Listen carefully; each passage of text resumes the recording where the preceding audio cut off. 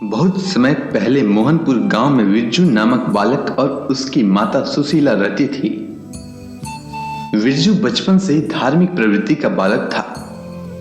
वह प्रतिदिन स्कूल जाते समय कुछ समय रास्ते में पड़ने वाली मंदिर के पुजारी से भी अक्सर बातें करता रहता था और पुजारी की आज्ञा पाकर मंदिर का साफ सफाई भी किया करता था। वह दिन रात कृष्ण भगवान के विषय में ही सोचते रहता था। यहाँ तक कि सपने में भी उसे प्रतिदिन भगवान कृष्ण दर्शन दे जाते थे। जब विरजू बड़ा हो गया तब एक दिन पुजारी बाबा ने विरजू से आकर कहा, विरजू, 1 महीने के लिए मैं अपनी बेटी के यहाँ जा रहा हूं। अब तुम ही रोज की तरह सुबह शाम मुरली मनोहर का भोग लगाना। इतना सुनते ही विरजू खुशी से उछलने लगा, मानो वह इसी दिन का इंतजार कर रहा था जब खुद मुरली मनोहर को अपने हाथों भोग लगाने का अवसर मिले। और आज उसे वह अवसर प्राप्त हो गया। आज रात वह अपने घर भी नहीं गया और मंदिर में ही सो गया। और मुरली मनोहर को कल क्या भोग लगाना है, इन्हीं ख्यालों में उसकी कब आंख लग गई उसे पता ही नहीं चला। फिर सुबह होते ही वह जल्दी उठकर मंदिर में पोछा लगाने के बाद स्वयं स्नान आदि से निवृत्त होकर मंदिर के रसोई में गया और भगवान कृष्ण के भोग लगाने के लिए बहुत सारे व्यंजन तैयार किए। तत्पश्चात भगवान कृष्ण को जल से स्नान कराया और फूल माला से सजाकर भोग की थाली कृष्ण भगवान के समक्ष रखते हुए बोला, हे मुरली मनोहर, अब आइए भोग लगा लिया जाए। पर यह क्या, मुरली मनोहर अपने स्थान से टस से मस न हुए। यह देखकर फिर बोला, हे भगवान, यदि आप खाना नहीं खाएंगे तो आप भूख से व्याकुल हो जाएंगे और दुबले पतले भी हो जाएंगे। और जब पुजारी जी आपकी ऐसी हालत देखेंगे तो मुझे भी बहुत डांट सुननी पड़ेगी। आप अपने लिए ना सही पर मुझे डांट न सुननी पड़े, इसके लिए तो भोग लगा लीजिए। पर फिर भी भगवान कृष्ण अपनी जगह से टस से मस ना हुए। इस पर विरजू ने भी गुस्साते हुए बोला, ठीक है, जब आपकी यही मर्जी है तो मैं भी भूखा ही रहूंगा और तब तक भूखा रहूंगा जब तक आप खाना नहीं खा लेते। इसी तरह रोज विरजू भगवान कृष्ण के सामने भोग की थाली रखता और वापस ले जाता। ऐसे ही 2 दिन बीत गए और उधर भूख से विरजू का भी हाल बुरा होने लगा। पर जैसे तैसे तीसरा दिन भी विरजू मंदिर का सफाई करने के पश्चात भगवान कृष्ण को नहलाया और फिर भोग की थाली आगे बढ़ाकर बोला, देखिए मुरली मनोहर, मुझे अब ज्यादा न सताइए और आइए खाना खा लीजिए। मुझे अब भूख बर्दाश्त नहीं हो रहा है। भूख से मरने से तो अच्छा है कि मैं आपकी चौखट पर सर पटक पटक कर जान दे दूं। पर फिर भी नटखट मुरली मनोहर अपने स्थान से टस से मस न हुए। तब विरजू को और भी अधिक गुस्सा आया और जैसे ही मंदिर के चौखट पर अपना सर पटकने वाला ही था कि उसकी भक्ति को देखकर मुरली मनोहर शंख चक्र गदा पुष्प हाथों में लिए साक्षात विरजू के सामने प्रकट हो गए और बोले, हे विरजू, मैं तेरी भक्ति से अति प्रसन्न हूं, ला मुझे खाने को दे।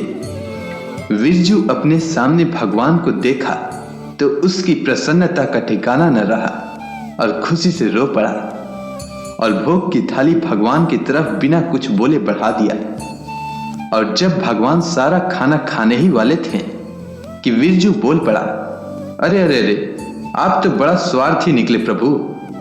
तनिक ये भी नहीं सोचा कि मैं भी 2 दिन से भूखा हूं, मुझे भी भूख लगी होगी। और इतना कहते ही विरजू ने भगवान के आगे से भोग की थाली अपनी तरफ खींच ली और बेतहाशा खाने पर टूट पड़ा। विरजू को इस तरह खाते स्वयं भगवान ने देखा तो अपनी मुस्कान रोक न सके। इसी तरह भर महीने विरजू ने भगवान कृष्ण को अपने हाथों खिलाया और साथ में बैठकर खुद भी खाया करता था। विरजू को भगवान का दर्शन होने से उसके मुखमंडल पर अजीब सा तेज फैल गया और अब तो हर तरफ विरजू का ही चर्चा हो रहा था। कोई कहता कि देखो, विरजू जब से मंदिर का कार्यभार संभाला है तब से उसकी दुनिया ही बदल गई है। अब तो पहले वाला विरजू लगता ही नहीं है। अब तो राजकुमारों सा उसका चेहरा दमकता है। तो कोई विरजू से ही पूछ लेता कि भाई ऐसा कौन सा जादू एक ही महीने में कर दिया है कि तेरा चेहरा तो राजकुमारों सा लगता है, जरा हम लोग को भी बताना। इस पर विरजू बड़ा ही भोलेपन से कहता कि आजकल मैं स्वयं भगवान कृष्ण के साथ मंदिर में बैठकर खा रहा हूं और उन्हें भी खिला रहा हूं। ये सब उसी का कमाल है। इस पर गांव वाले विरजू का खूब मजाक भी उड़ाते और कहते, बड़ा आया भगवान के साथ बैठकर खाने वाला। इसी तरह जन्माष्टमी का त्योहार आने वाला था तो मंदिर के पुजारी जी भी बेटी के यहां से वापस आ गए और उन्होंने भी गांव में बिरजू का ही चर्चा सुना तो उनसे रहा नहीं गया। वो भी झट से मंदिर आ पहुंचे और विरजू को देखते ही वो भी अवाक रह गए। विरजू के स्वभाव के साथ साथ उसका काया भी ऋषियों मुनियों की तरह हो गया था। विरजू को देखकर पुजारी जी से भी रहा नहीं गया तो वो भी पूछ ही बैठे, अरे विरजू, एक ही महीने में तुम इतना कैसे बदल गया रे?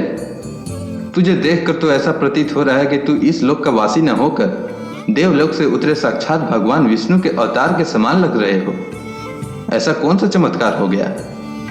तब विरजू ने फिर से वही बात दोहराई जो सारे गांव वालों को बता चुका था।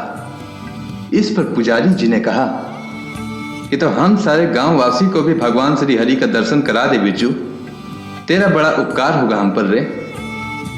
इतना सुनते ही विरजू बोला कि ठीक है, कल सुबह जब वो खाने आएंगे तो आप सभी गांव वासी आकर देख लीजिएगा।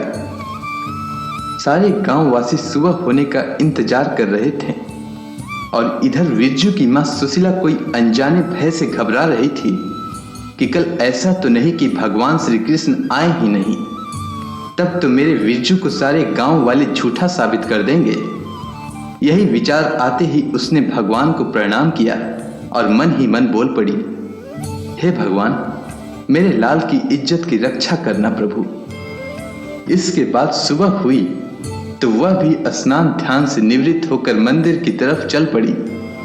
इधर मंदिर में काफी भीड़ लगी हुई थी और सारे लोग विरजू की तरफ ही ध्यान लगाए बैठे थे और विरजू पहले भगवान मुरली मनोहर को जल से स्नान कराया, तत्पश्चात फूल माला से सजाया, फिर धूप अगरबत्ती दिखाने के पश्चात बोला, अब आइए भगवान भोग लगा लिया जाए। इतना कहते ही भगवान कृष्ण आकर विरजू के साथ खाने लगे। इस पर विरजू गांव वालों से बोला, अब तो आप लोगों को विश्वास हो गया ना कि भगवान मेरे साथ खाते हैं?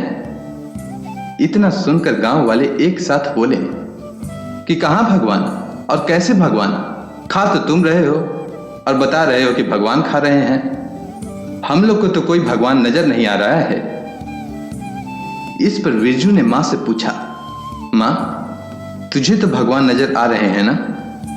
तुम ही सभी को बताओ ना कि भगवान मेरे साथ खाना खा रहे हैं। इस पर मां के मुख से कोई शब्द नहीं निकली, सिर्फ नाक के इशारे में गर्दन हिला दी। इस पर विरजू ने भगवान श्री कृष्ण से बोला, हे भगवान, जिस तरह से आपने मेरी जान बचाकर उपकार किया है, एक बार फिर से मेरी प्रतिष्ठा बचाकर उपकार करो प्रभु, नहीं तो मैं सारे संसार के सामने झूठा साबित हो जाऊंगा प्रभु। कृपा कर सारे गांव वालों को दर्शन दो प्रभु।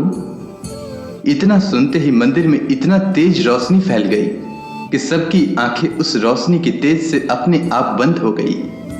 फिर धीरे धीरे सभी ने किसी तरह अपनी आंखें खोली तो वहां का नजारा भी अद्भुत था। स्वयं भगवान श्री कृष्ण हाथ में शंख, चक्र, गदा और पुष्प लिए विराजमान थे और सभी ने उनका जी भर के दर्शन किए। उस दिन भाद्रपद माह के कृष्ण पक्ष की अष्टमी तिथि थी। तब से लेकर आज तक मोहनपुर में कृष्ण जन्माष्टमी का त्योहार धूमधाम से मनाया जाता है और आज भी लोग विरजू को याद करते हैं। अगर आपको यह वीडियो अच्छी लगी हो तो कमेंट सेक्शन में जय श्री कृष्ण लिखना ना भूलें। धन्यवाद।